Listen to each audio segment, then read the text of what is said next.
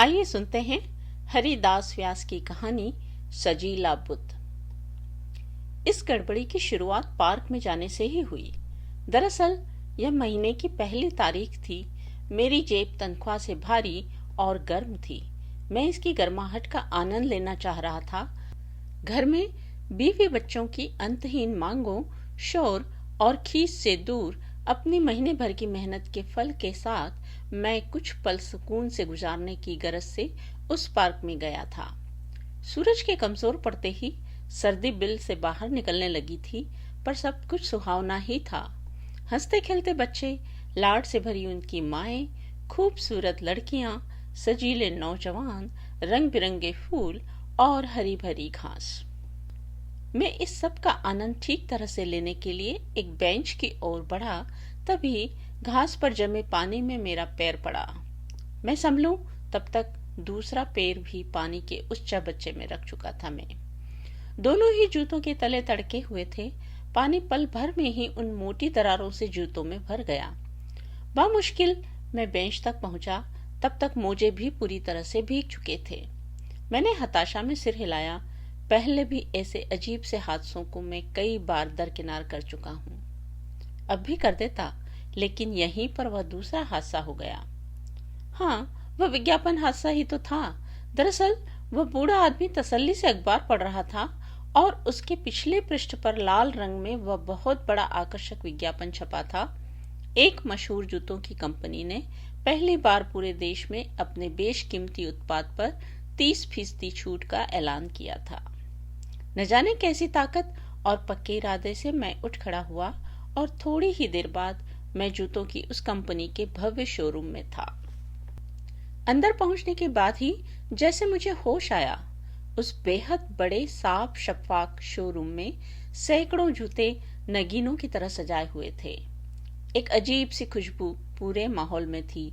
शहर के मानो सारे खूबसूरत लोग वहां जूते खरीद रहे थे।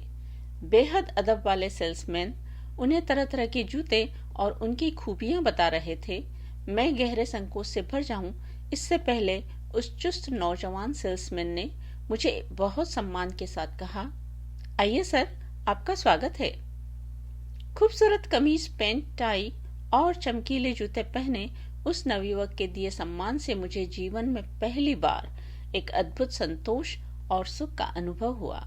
उसने बेहद आत्मीयता और तन्मयता से मुझे कुर्सी पर बैठाकर मेरे गंदे जूतों और गीले मोजों को उतारा। उसने मेरे आगे सुंदर जूतों का ढेर लगा दिया। कितने ही जूतों को उसने मेरे पैरों में डाला, उतारा। हर जूते की खूबियां और कीमत वह किसी बहुत अपने से आदमी की तरह बता रहा था। एक जूते पर मेरी नजर अचानक ठहर गई, जिसे उसने तुरंत भांप लिया और बहुत प्रशंसा के स्वर में बोला, वाह सर, क्या पसंद है आपकी। हमारी कंपनी ने यह डिजाइन पहली बार बनाया है। यह पूरी तरह से यूरोपियन डिजाइन है। यह न केवल खूबसूरत है सर, बल्कि उतना ही मजबूत और टिकाऊ भी है। आप बाकी सब छोड़िए सर, बस इसे पहनिए। भूरे रंग का वह जूता अपनी बनावट और चमक में सबसे अलग था।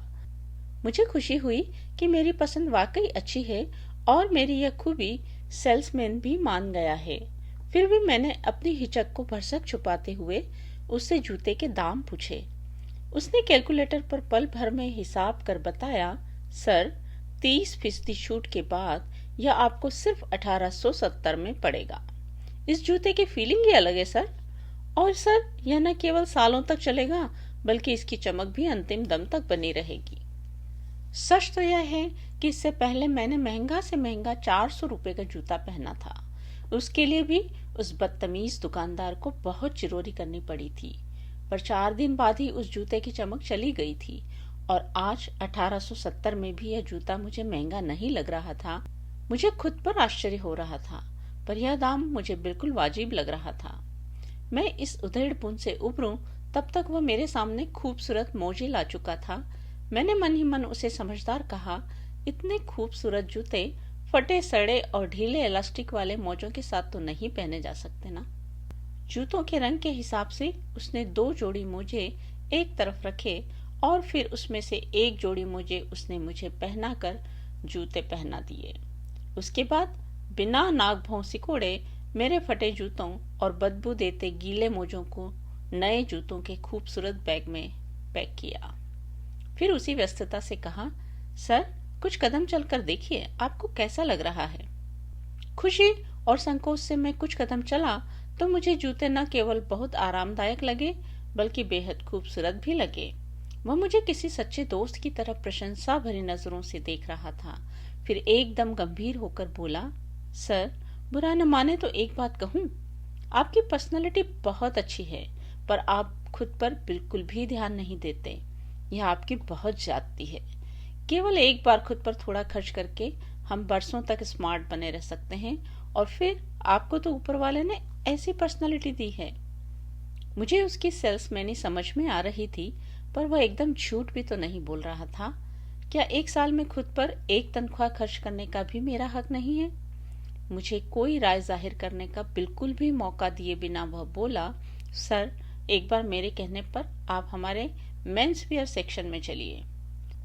मैं दावा करता हूँ कि आपको एक ऐसा लुक दूंगा जिस पर आप खुद विदा हो जाएंगे।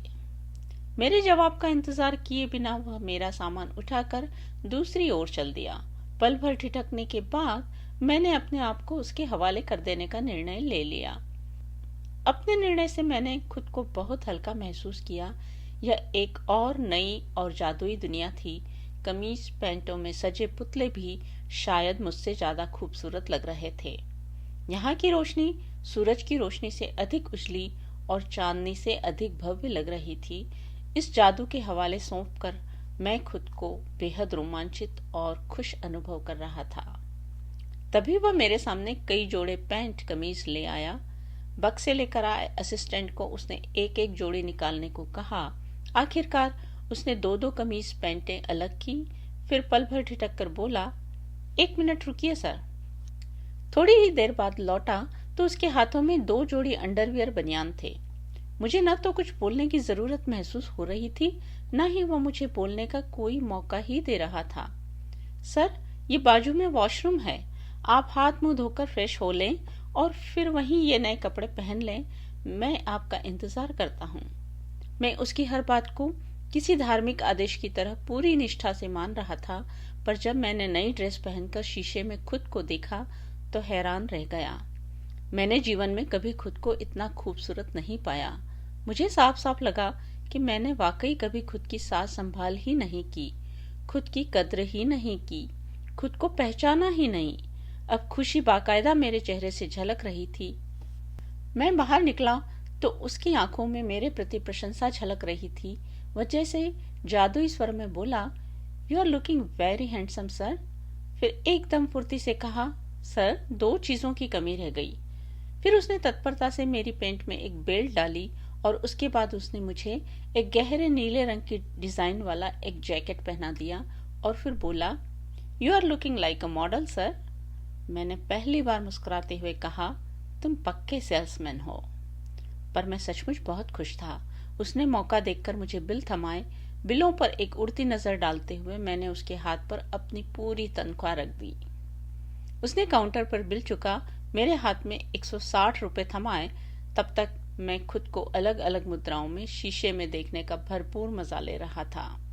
वह जब मेरे नजदीक आया तब भी बिना चौंके में उसके हाथ से पैसे लेकर मुस्कुरा दिया। वह पल भर चौंका, फिर झुककर मीठे स्वर में कहा, थैंक यू सर।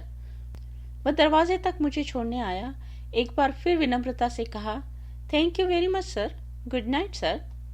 नए खूबसूरत बैगों में अपना पुराना सामान थामे मैंने शहर को पहली बार एक नई नजर से देखा।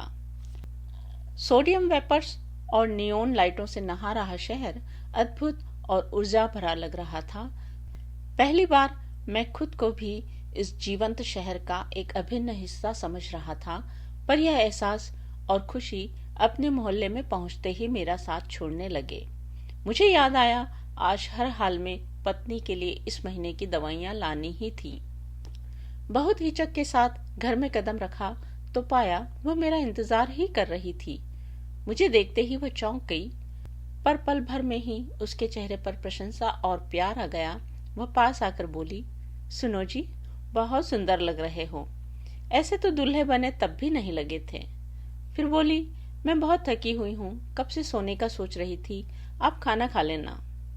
मुझे एक बार फिर प्यार से देखकर वह सोने चली गई।